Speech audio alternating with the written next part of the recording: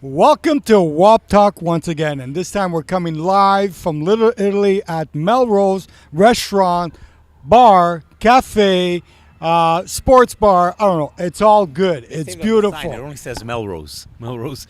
Melrose what? Hey, just come in and ask. Can you let me have the introduction, sorry, Frank? I'd appreciate you give it. Just notice it says Melrose. Melrose could be like Melrose Furrier. No, what's Furrier? Furrier. Furrier. All right, we're already talking about sex. Can we go? Sorry. Okay, so here we go. Thanks, Frank, for that introduction. You screw it all up all over again. Thank you. Beautiful. And so you see that we have Mr. Frank Taddeo. Now, we've been promising Frank Taddeo for a while. And unfortunately, last Sunday we did have an interview with Frank Taddeo. And he said something about my shoes that I didn't really particularly like. So I scrapped the damn video and we came back to do this all over again. I said something untoward about your shoes. It's yeah. For everybody from the East End, untoward is I wasn't nice. I made fun of it. You need the dictionary for that, right? Again, first we did furor, now it's dictionary. I can see where this is going. Frank, welcome to the show. How you doing, man? Frank, What's going welcome. on? Here, so nice to look at all these mics. So nice to be here. Okay, so just let's get personal a little bit in terms of how you started off in your career and everything else. Very quickly, you were raised pretty much, and you grew up anyways near Chabot and Villeray, if I'm not mistaken. That's exactly where I grew up. Okay, You've been doing research. I have to do my research. Drive And around, see where this guy goes. And you went to JFK. Jail for Kids. Yeah, you want to say hello to your alumni from JFK by any chance? Anybody you like still from that school? I love everybody that went there. Okay. I went. See, you notice we never say graduate. You're like, hey, where did you go to school? No, where did you graduate from? I went, after 3-4 years, I got tired. My dad said, what's up, pa? It was done. So now let me ask you something. At what point in your life did you realize that perhaps you had this talent to release a good joke? I don't know. I know that, I meet people when I went to elementary school with, and they're like, you're a comic. You were always a joker and stuff. But I don't remember that most comics I know are the people in the back of the room when we're young. And they're watching, and then when we're old enough, we get brave enough to say, you know what, all those things that I saw, maybe I can comment. And usually the guys that are like the class clowns, they don't grow up to be comics. Normally they're mules in the drug industry. Mules in the drug industry. Mules in the drug industry. Yeah. So how do you go about fetching your material for your jokes? I mean, it's got to be a process. There's got to be some sort of process. Yeah, it's a process. I'm an observational comic, so what I do is I try to tell stories, and I watch. If we're here, something funny happens, or I'll watch my kids, or I'll watch my wife, or I'll watch my drug dealer, and when. So that's two references to the drug dealer trade. The mules, the mules, and this one here. Yeah. So. Let's get on to it then. Let's go into talk the about meat. drugs. Let's get into the meat of all of this, right? What do you truly believe is going on with La Commission Charbonneau right now in Quebec? What does that have to do with drugs? I have to say, I made a few. Charbonneau, I'm not sure what that is. We'll keep it at that. Yeah. It's like that old trick. It's like, why don't Italians do well in school? Because we're the only culture you can get killed for knowing too much, right? It's like the teacher asks you, what's the answer? You're like, who wants to know? What's in it for me? So, Charbonneau Commission, I really have no comment. I have to say that, if you guys will permit me, the reason I made 2 drug references is because maybe I'm behind the curve, but I just started watching Breaking Bad. So, have you guys? Yeah. Okay. Yes. All right. Yeah, okay. It's a little. So I'm not gonna Great show, by the way. Yeah, very good show. Okay. Good show. So Much like this interview. So the process is that you're observational. Yeah, I watch and I try to put a little curveball in it. It's like, in this situation, what if this happened instead? So you take a regular situation and add a little twist, and it turns out to be funny. It's like a recipe. You just adapt it for yourself. Okay. So not that we're taking it for granted. I don't want anybody to take it for granted. You are born Italian here in Montreal. You have traveled across Canada. The reason I ask is this, because I've been to Toronto myself a few times for all the wrong reasons and all the right reasons. Actually, you know what? I don't mind Toronto. I know a lot of people hate it. There's this rivalry, and we used to be the big the big cheese in the country, and then a few things happened. A couple of elections that didn't go the right way, and slowly but surely they became the big cheese. Right. But I don't mind Toronto. It's so much bigger, but I don't necessarily think it's better than Montreal, obviously. But it's different. You can find your groove in Toronto. It just takes a lot more effort. Fair enough. So we'll leave Toronto at that when it comes to that. I'd like for them to say thank you to Montreal. That's the only thing. Yeah, I'm asking absolutely. for. Yeah. But having said that, so there's a very large Italian community in Toronto. 500,000. Right. And obviously the Italian community in Montreal, I feel very pure in its culture and in its senses. How does it differ for you? When you deliver your jokes, when you're coming up on stage and you're going to do your show in front of Italian. Do you prepare differently from Toronto to Montreal, or? Yeah, I prepare. I contextualize. That's the term. I'll prepare differently if I'm doing a show on the West Island or if I'm doing a show on RDP. Right? There's such a big difference. So, the key to comedy is connecting with an audience. So, to get back to your question about Toronto and Montreal. The Montreal Italians are, for better or for worse, much more Italian, much more in touch with our culture.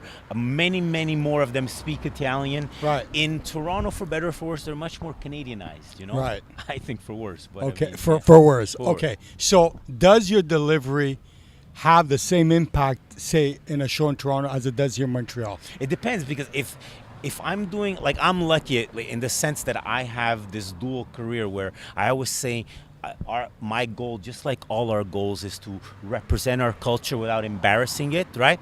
So I can do shows for just Italians, but mostly, I guess it's a third. I'll do shows where, the Italian community in Calgary will fly me in and do a Italian-themed show.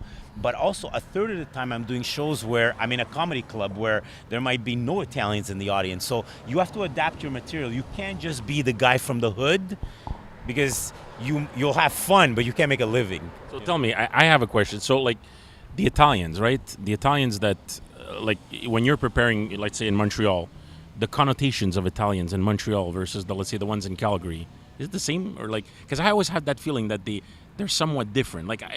Dude, I travel probably as much as you do. Yeah. Maybe you probably a little bit more. No, but I think we discussed the one that didn't work. So, and I noticed when I go into the Little Italies, Yeah. of the world, the Chicagos, the Bostons, the New York, it's not the same. Yeah, it's more, there's a lack of authenticity because they've Correct. lost the essence of what it means to be Italian. But you know what? As much as, and I mean, I know it's WOPTalk, but we're educated. Don't worry. It's interesting because the reason we're Italians in Montreal, are much more Italian is because of the French. Okay. Really, you think Yeah, so? here, because when they came, when you move to New York or you move to San Francisco or you move to Toronto, what's your option? Learn English, right? When Italians came to Montreal, or Portuguese or Greeks, they're like, what are we going to learn? We're going to learn English? Should we learn French? Fuck it, we're keeping our mother tongue. That's why ethnic people in Montreal, as Greeks, the same thing. In Toronto, the Greeks are much less Greek than the Greeks in Montreal. Than they are here in Montreal. It's because as much as we make fun of So it, my perception was the right. buffer, yeah, absolutely. But the buffer is the French. The French makes us realize our identity, and because we have two cultures that say, hey, the English singer, be like us, and the French are like, soyez comme nous autres, we're like, fuck you, we're keeping our culture. Like you That's said on one of your CDs, we have two cultures to avoid. Yeah, exactly. Yeah. Two cultures to avoid. Tell me, I was always very interested in knowing. I was actually talking to my buddies here, Diego and Robert and Walter. The normal guy like me, I'll go to work. If I have a bad day, I can still do it. I can pull it off, right? Because I'm sort of behind the scenes. I mean, I still have to do my job, but if I go in with a bad mood, I'm able to pull it off. You, on the other hand, you're there to entertain people. So if let's say, example, you have a death in the family. How the heck are you going to go in front of people and start making them laugh? How do you do that? It's a really good question. Hey, we're getting a lot more profound. I think because there's not the little clowns. It's a really good question. Firstly, it's my job. Right. It's my job. So, people don't pay to hear, unless I can make it funny, to hear about someone dying in my family, or that I'm having problems with my wife. Correct. Or that my sons are punks. Even though all these things I can are make that funny, right? Right. Even though all these things are happening, right? Yeah. So my job is to entertain them. So when I go on stage, that's my focus. One, and all of us, we don't bring our lives to work, and for me, it's the same thing.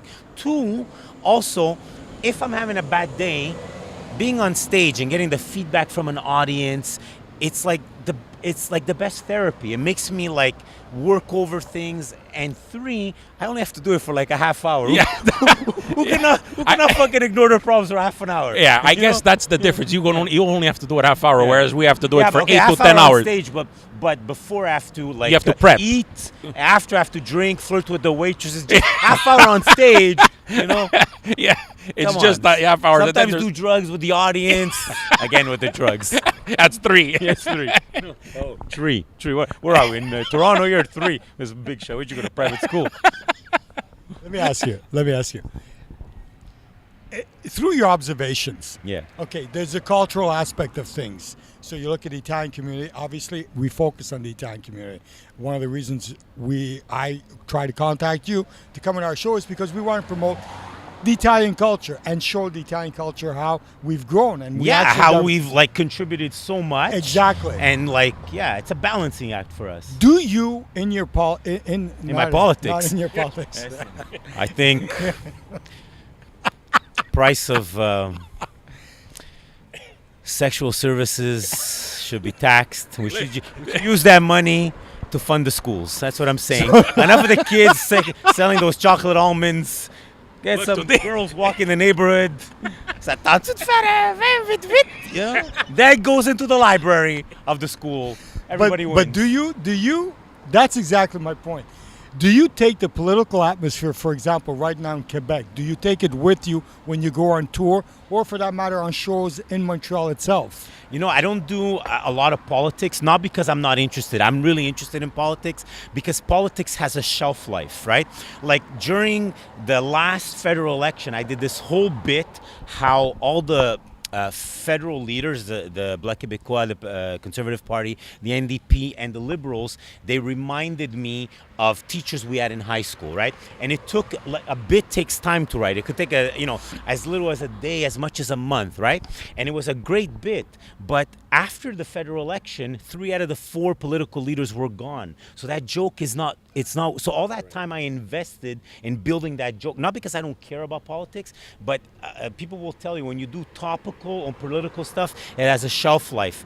And if I'm doing stuff about Quebec and I'm in Houston, they will have no idea, you know? So that's why I don't do a lot of political stuff. Not because it doesn't interest me. In Montreal, I might do more stuff because we're all very well versed in it and the audience will connect. And there's stuff like the Charbonneau Commission or mayors changing every 6 weeks in Laval and Montreal that's gold. And it's thrown at you, so you don't even have to work at it. But in general comics, that's why we don't do a lot of political stuff. Okay, you know? So it's not because you want to play safe. No, absolutely not. All right, because I would How think... many drug references did I make already? 3. 3, not 3. All right, okay, get this guy. So, Professor 3.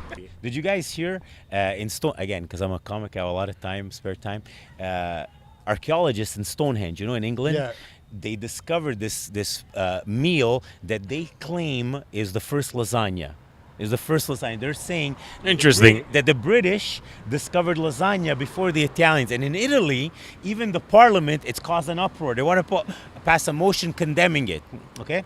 But to me, like, it doesn't upset me, I think it's fine. Let's say the British invented lasagna and Italians perfected it, right? The same thing like soccer. Huh? right? They invented soccer, we perfect. Let them have the beginning, we'll have the perfection. Huh? So true. So true. So now, Yeah. so you're observational. You look at politics as a limited time offering. Culinary delight, it's just what it is, a culinary delight at the end of the day. He's setting me up for something. No, not. Actually, see, I'm So trying you to... gave me my money. You give me the 3 points per week. Now you know what's missing. You looked at my sister the wrong way. So that... All right. Right? You travel to the U.S., Yeah. right? So you Yeah, we discussed it in the one that Right. I do about 4 months in Montreal, 4 months in Canada, and 4 months in the States. Right. So now you had mentioned to me on privately, we were offline talking about this. Yeah, And offline. I want, it's a good word to use. And I want our viewers to know about this. How the Americans look at you as an Italo-Canadian going into their country to do a show. your accent or your Yeah, they have no, and it's something probably he could attest to. They have no idea that there's Italians, or in general, they have no idea that there's Italians in Canada. They have no idea that there's black people or Hindus. They really think that it's like all like gap tooth, like hockey players and maple syrup. So when I do shows, a lot of times when I'm in the States, they don't even know I'm Canadian, because I do family stuff, I'll do relationship stuff, and the accent, they'll just figure I'm some guy from Jersey, right? They'll come up to me. When I tell them, I'm like, no, I'm from Montreal. They're like, yeah, not for real. I'm like, yeah, no, my parents, I was born. They're like, no, maybe now, but you're originally from Jersey and you're in Montreal because you're totally protection, right? It's like, yeah, you're not. But yeah, so it's hard for them to fathom that we live in Canada and we have like that attitude or the food or whatever. They don't think that. But they're receptive nonetheless. Yeah, I find it's a really good question. I find Montreal audiences are, for me, the easiest because it's home, but they're also the most critical and refined because we're spoiled, because we have Just for Laughs. It's the biggest, and most people would say best comedy festival in the world. So for 25 years, they've seen the best of the best. When I go to Toronto, the audience for me is easier to make laugh because they're not as refined or nuanced. And in the States, hey, 40% of Americans can't find America on a map. Need I say more? So, Frank, now give me your take on relationships and what direction that's taken in our society. Really, now this is where we're going. He wants to go. That's what I learned, okay? It's a cliche, but happy wife, happy life, all right? And the way we keep her happy is you don't let her know about all the other things that are going on. Frank, stop being a pussy. Really tell me what's going on, man. It's hard. Relationships are hard, man. There's no... Listen, men and women were programmed differently, So my point was, you make jokes about relationships. I talk about being in relationships. I talk about what a challenge is. Look, you guys, I think we're doing an interview, but also we have like this relationship where we kind of know. I just had a newborn, right? And I was thinking... It's the genesis of a joke, so I'm just going to think it out loud. A lot of times our parents, especially our dads, they tell us how much easier we have it than they did, right? How much for them it was like a struggle to come here, how much they had to work hard, and maybe jobs they didn't love, it to give us this opportunity. And I'm not arguing that, but I'm just thinking, I have a 4-week-old. I was there when my child was born. I saw him. Saw him coming on my wife's ass, right? I had to even before my wife changed his diaper, I changed his diaper. I give him like a feeding a day. Then I think back to our dads. You think they were that involved? Never. I know for a fact, when my mom went into labor and it took her 18 hours, my uncles took my dad fishing. They took fishing. And I don't know if you guys remember, but at that time you spent 3, 4, 5 days in the hospital. I must have had like a mustache when my dad first saw me. Us? Really? They think we have it so easy. Yeah? No, it's much more complicated, our life. It is. It's a lot more complicated. I always say, and it's really good fodder for comedy, that for us, we straddle both worlds, because a lot of times our partners, our wives, they say, you know what, you guys, Italians are all ethnic guys. You're so macho. You don't do, we come from cultures where my dad, when I first moved out, we had my parents over for dinner. And I was excited, right? And I love to cook. And it's something I guess you guys can understand my mom would never do, right? It was her domain. But when I lived on my own, I could cook. And I had my parents come over, and they came a little bit early, like old people will do. So they ring the doorbell, and I go to open the door, and I'm wearing an apron because I'm cooking. Oh, fuck me. My dad, I opened the door. He looks at me. He's like, "Oh, that's nice. I always wanted a little girl." Huh? So, and our wives, where we help with the cooking, the cleaning, the child rearing, they tell us we don't do enough. Compared to where we come from, we're amazing, but we'll never get that credit, right? And that's what I try to put forth on stage. We know we're not perfect, but ladies, we are so good at what we do. If you think about where we came from. Okay. So tell me, Frank, for our But viewers. I have to say, it's my second wife, so we could all make mistakes. That's all I'm saying. For the viewers. I didn't want to make any reference to that. But it's my second wife. But it's his second wife. I said, of course he's learned to put on an apron. I have to say, I'm in. You guys, my wife is 14 years younger than me. She's a former Alouette cheerleader, yeah, it's a nice. She's and now she's a professor at John Abbott. She's smart. She's beautiful. Just has bad taste in men. But other than that, right? But people tell me all the time, they're like, bro, 14 years, that's the man. But see, that's not even, I don't think that's even right. Because in show business, if you're really successful, like my frame of reference is Rodney Dangerfield. Huh? It's funny. He's not only is he funny, but when Rodney Dangerfield was 87 years old, he married a former Miss Nevada who was 29. 29, huh? Almost 50 years. Jamala face. Almost 50 years. So my wife's only 14 years apart. I figure if my career goes just right and I keep going up, the girl I eventually wind up with hasn't even been born yet. Right now, she's a twinkle in somebody's eye. Okay. So let me get back to my question. So So respect your mother, your daughters, and your wives. So let me get back to the question for the Need more viewers. coffee That order. here, man. That order. For the viewers, you're married. Obviously, you said it. You have a newborn. You have any other kids? Yeah, I have 2 boys. I have 3 boys in all. 3 boys in all. 19, 21, and 4 weeks old. Nice. 19, 21, and 4 weeks. All with the same woman? No. 2 with the first, 2 with the starter wife, and 1 with the upgrade. I mean, 1 with the upgrade. Pay attention. It's like the sofa, you know. Mamandane, you have to reupholster that thing. You know, the leather starts to sag. Rambourage. Rambourage, Guylaine, et Gaston. You bring it by the back, pas tax. Okay, so let's walk away from this thing before. Let's walk away. He digs himself into a bigger hole than we got to talk. No, but Yeah, seriously, it'll be wife number 3. no, but seriously, just for the viewers, I mean, we're gonna wrap this up soon, but what's upcoming for you now? I mean, we're filming at the end of August here, 2000. End of August? Yeah. He's lost in my eyes. Jai, the guy. you were the thinking twinkle about in the his eye. Rambourage. You were the twinkle in his eye.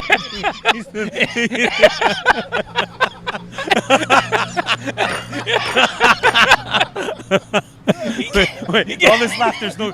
You guys are coming on the road with me. All right, getting back.